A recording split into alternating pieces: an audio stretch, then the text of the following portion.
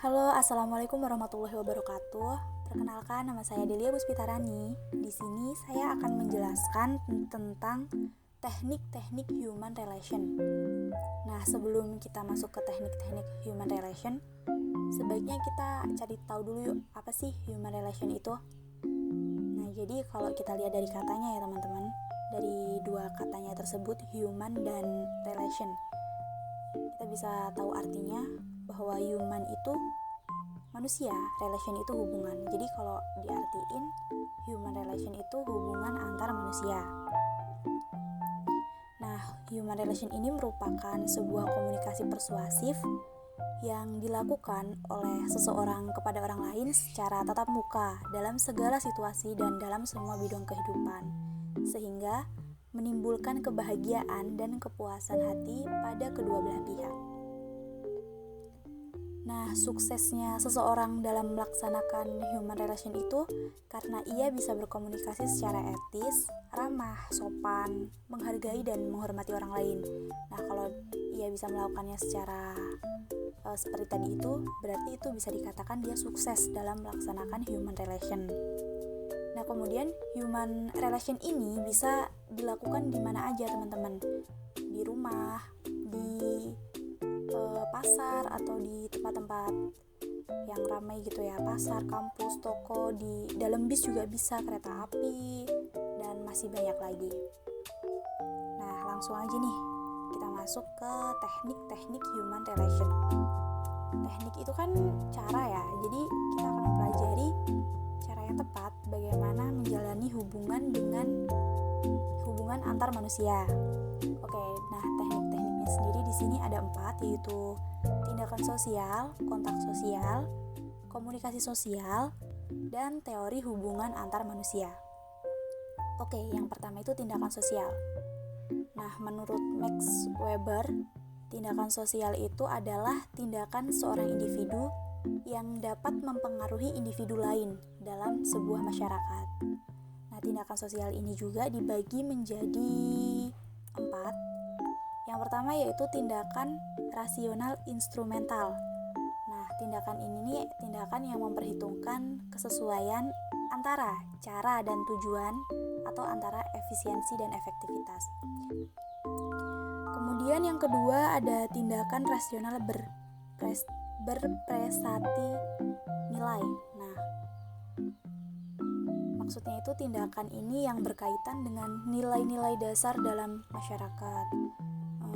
Contohnya nih, seseorang anak kecil sudah ditanamkan sopan santun oleh orang tuanya. Nah, saat dia dewasa, dia juga akan menanamkan sikap sopan santun itu kepada anak-anaknya nanti. Nah, itu yang dimaksud dengan tindakan rasional berrepresentasi nilai. Jadi dia sesuai dengan jadi dia tuh berkaitan sama nilai-nilai masyarakat gitu. Yang ketiga, tindakan tradisional. Nah, tindakan tradisional ini tindakan yang dilakukan berdasarkan pertimbangan adat istiadat atau kebiasaan. Jadi tindakannya itu ya sebelum melakukan tindakan dipertimbangkan dengan atau sesuai dengan adat istiadat atau kebiasaan yang berlaku dalam masyarakat tersebut.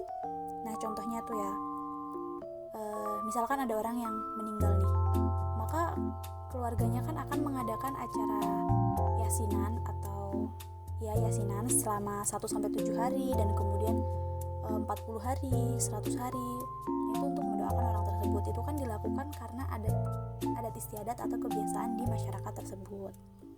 Nah, yang ketiga, tindakan efektif. Tindakan efektif ini tindakan yang dilakukan seseorang atau kelompok berdasarkan perasaan atau emosi. Nah, jadi tindakan ini nih berdasarkan perasaan.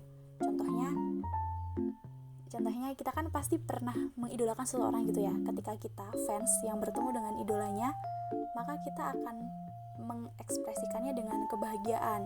Bisa dengan lompat-lompat, berteriak, atau bahkan menari gitu, karena saking bahagia dan terharunya. Nah, jadi itu tindakan kita itu sesuai dengan perasaan kita atau emosi kita. Nah, untuk teknik yang kedua yaitu kontak sosial. Nah, kontak sosial ini adalah hubungan antara satu pihak dengan pihak lain yang merupakan terjadinya awal interaksi sosial. Nah, kontak sosial ini dibedakan jadi dua, yaitu yang pertama cara pihak yang berkomunikasi. Nah, caranya itu baik secara langsung maupun tidak langsung. Kemudian yang kedua cara terjadinya. Terjadinya itu secara primer atau sekunder. Kemudian yang ketiga komunikasi sosial. Teknik yang ketiga yaitu komunikasi sosial, yaitu proses komunikasi yang terjadi saat kontak sosial berlangsung. Nah, secara harfiah komunikasi merupakan hubungan atau pergaulan dengan orang lain kan. Contohnya, seseorang berkonsultasi kepada sahabatnya mengenai masalahnya. Nah, dari cerita itu tersebut, dari konsultasi itu, dia akan mendapatkan penyelesaian masalahnya gitu. Itu namanya komunikasi sosial. Kemudian teori teknik yang keempat yaitu teori hubungan antar manusia.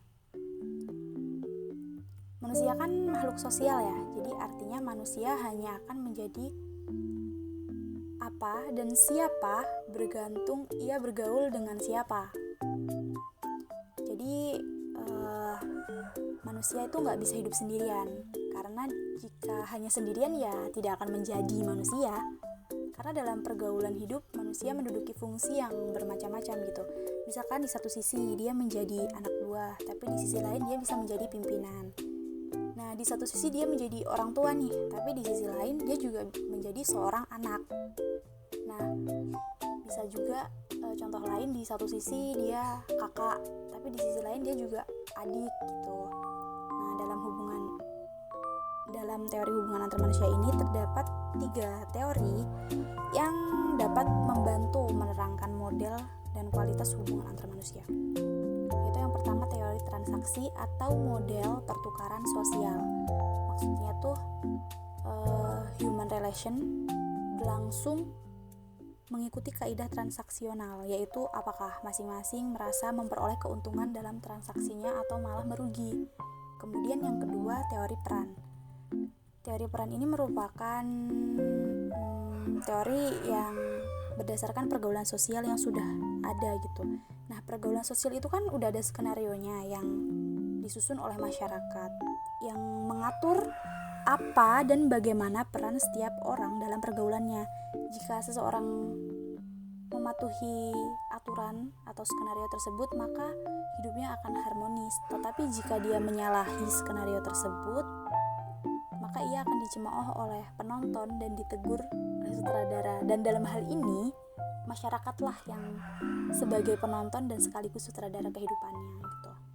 Kemudian teori yang terakhir yaitu teori permainan. Maksudnya itu ini, klarifikasi manusia kan terbagi menjadi 3, yaitu anak-anak, dewasa, dan orang tua. Nah, masing-masing individu itu mempunyai sifat yang khas, sifat dan diri sendiri.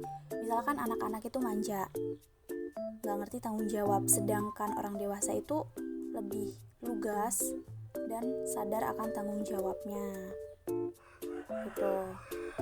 Oke, mungkin itu saja yang dapat saya jelaskan tentang teknik-teknik human relation. Jadi kesimpulannya, teknik human relation itu ada 3, yaitu tindakan sosial, kontak sosial, komunikasi sosial, dan teori hubungan antar manusia.